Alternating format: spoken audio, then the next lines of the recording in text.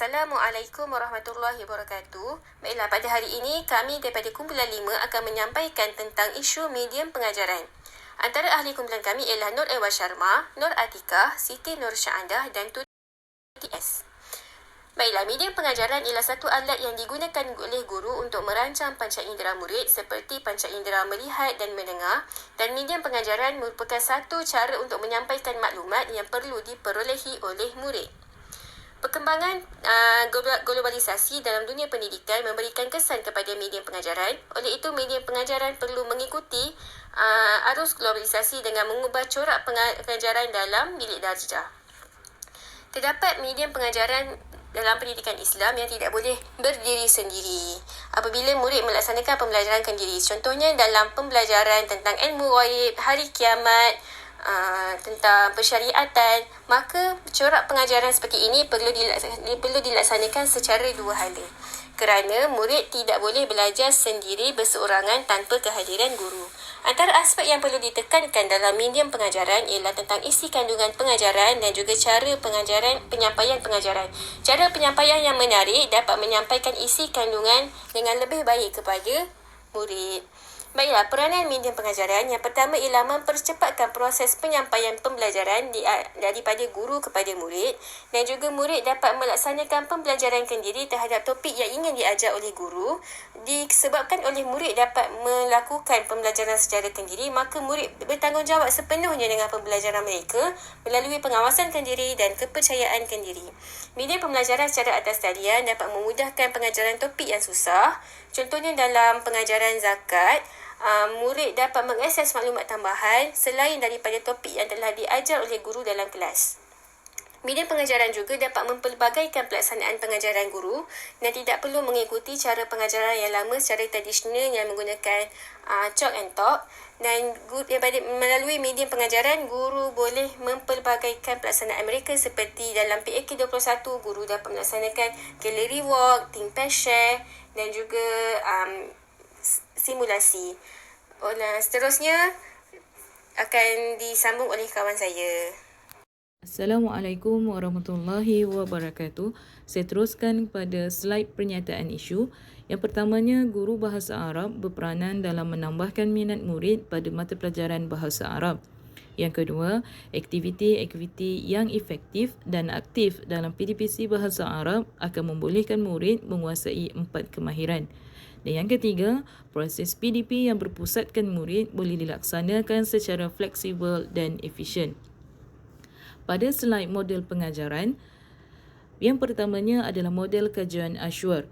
Yang ini proses reka bentuk yang melibatkan multimedia dan teknologi bagi meningkatkan suasana pengajaran dan pembelajaran yang efektif dan kreatif. Kedua, model kajian QR Code iaitu Quick Response Code adalah satu platform kod bar 2 dimensi yang terdiri daripada satu model hitam yang disusun dalam segi 4 tepat pada latar belakang putih. Ia boleh imbas iaitu scan menggunakan aplikasi imbas kod versi Android yang terdapat di Play Store. Model kajian yang ketiga pula adalah Flip Class, di mana strategi pengajaran dan pembelajaran abad ke-21 yang menjurus kepada model pendekatan masa pembelajaran di dalam kelas melalui video di luar kelas. Dan yang terakhir adalah model kajian Google Classroom yang selalu digunakan oleh para guru, iaitu pelantar web yang lebih efektif penggunaannya dalam pengajaran dan pembelajaran yang dibina oleh Google. Ia sesuai digunakan oleh murid sekolah kerana guru dan murid boleh mencipta ruang kelas secara maya, membantu menghantar tugasan dan melaksanakan penilaian tugasan yang dikumpul secara teratur dan sistematik. Itu sahaja dari saya. Sekian, terima kasih. Bismillahirrahmanirrahim. Saya akan menyambung slide yang seterusnya. Kaedah pengajaran, jenis-jenis bentuk pengajaran ada 9. Pertama, video. Kedua, audio. 3, lawatan. 4, gambar. 5, papan tulis. 6, buku teks. 7, kad imbas. 8, sketsa. Yang ke-9, poster. Pertama, video. Definisi yang dikeluarkan oleh Syufat 2013 menyatakan bahawa video adalah media yang mempersembahkan audio dan grafik secara serentak. Kajian Nora et al. 2012 mendapati bahawa penggunaan video mampu menarik minat untuk belajar dan memupuk guru supaya menjadi kreatif dan kritis terhadap kaedah pengajaran. Yang kedua, audio. Audio digunakan dalam proses pembelajaran bahasa dan juga dalam ujian kemahiran mendengar sebagai ukuran keberhasilan terhadap penguasaan bahasa murid. Kajian Sumayyah Sulaiman et al. 2018 mendapati bahawa terdapat dua faktor utama halangan terhadap kemahiran mendengar, iaitu faktor luaran seperti kelajuan penutur, teks yang didengar, kekurangan bahan bantu belajar dan gangguan luar. Manakala faktor dalaman pula seperti sikap negatif pelajar, mudah hilang tumpuan dan mengambil masa yang lama untuk faham. Yang ketiga, lawatan. Lawatan sambil belajar merupakan aktiviti luar kelas yang melibatkan murid dan guru melawat sesuatu tempat, kawasan, bangunan atau apa-apa yang memberi ilmu pengetahuan.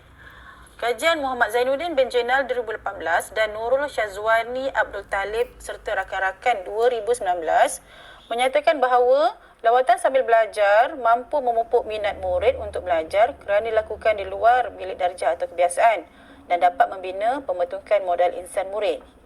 Yang keempat, gambar.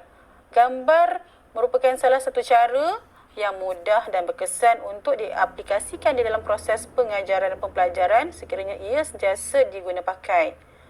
Gambar juga merupakan satu cara untuk menguasai kemahiran mengenal dan mengecam abjad secara berterusan.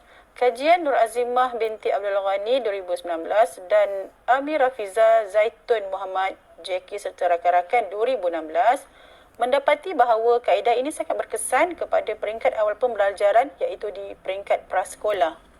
Dan yang kelima, papan tulis. Papan tulis merupakan suatu tempat untuk memaparkan fakta penting dalam pembelajaran dan murid mencatat nota. Data-data yang dicatatkan dengan teratur dan rajah yang dilukis di tempat yang sesuai akan memudahkan murid-murid membaca serta menarik minat mereka. Kajian Nur Azlin Muhammad Rusdin dan Siti Rahaimah Ali 2019 mendapati bahawa penggunaan papan tulis memerlukan perancangan yang teliti kerana ruangnya yang sangat terhad. Baiklah, seterusnya kita akan pergi kepada jenis-jenis bentuk pengajaran yang seterusnya. Jadi yang keenam adalah buku teks.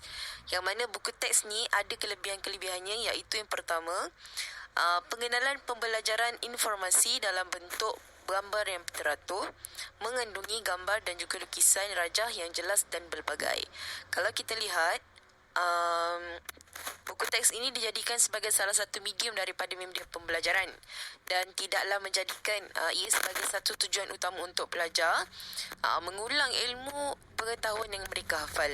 Bahkan buku teks ini juga digunakan dengan tugasan yang berbagai, selain daripada mempunyai pengenalan pembelajaran,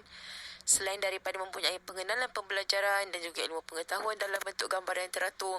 Ini pada masa yang sama membantu mereka untuk mengetahui perkaitan antara bahagian yang lain yang mereka akan pelajari pada masa akan datang. Dan pada masa yang sama juga, buku teks ini juga memberikan mereka peluang untuk mempelajari untuk belajar secara bersendiri. Tambahan pula, disertakan pada buku teks itu ada gambar-gambar dan juga lukisan rajah yang jelas dan pelbagai, menguatkan lagi posisi dan juga credibility mereka sebagai seorang pelajar. Buku teks ini selain daripada mempunyai peranan ataupun kita lihat sebagai salah satu media pembelajaran, ini juga untuk menguatkan lagi apa yang ada di dalam silibus pembelajaran, apa yang akan diajar dan cara pengajaran, serta untuk menghasilkan sesi pembelajaran itu, selain daripada peranannya sebagai pengantara yang penting, adalah salah satu cara proses pembelajaran. Buku ini telah dijadikan sebagai salah satu wasilah dan memerlukan kerjasama antara pelajar dan guru. Tapi bukanlah itu merupakan satu-satunya sumber yang kita boleh gunakan untuk proses pembelajaran, kerana selain daripada buku teks, seperti kad imbas, poster, sketsa, buat lawatan sambil belajar juga merupakan salah satu media yang boleh gunakan untuk Ini semua sudah sedia maklum. Poster ini juga merupakan salah satu cara untuk kita nak jadikan ini sebagai salah satu daripada medium pengajaran secara visual untuk memberi gambaran tentang idea ataupun tajuk yang tertentu dalam bentuk gambar dan darjah. Perkara ini membantu agar tidak memberi gambaran secara keseluruhan apa yang perlu dipelajari. Seperti mana medium apa yang dipelajari. Namun begitu, medium ini tidak mempunyai kemudahan yang khusus. Alat-alat yang tertentu seperti mana medium yang lain. Contoh kalau kita tengok papan tulis, ada dia punya papan, ada dia punya kapur, ada dia punya ada marker, ada dia punya duster. Tapi berbeza dengan poster, tak banyak kemudahan ataupun kemudahan ataupun fasiliti yang khusus. Kemudian ciri-ciri poster ni ada spesifikasi dia. Nak tahu sama ada poster ini adalah poster yang baik ataupun tidak. Poster yang baik ni adalah ciri poster yang baik ni adalah spesifikasinya kita boleh lihat bahawa ia adalah ringkas dan mudah difahami. Dengan satu isi penting sahaja dia dah menjelaskan apa sebenarnya mesej yang nak disampaikan pada poster tersebut. Baiklah, itu sahaja daripada saya.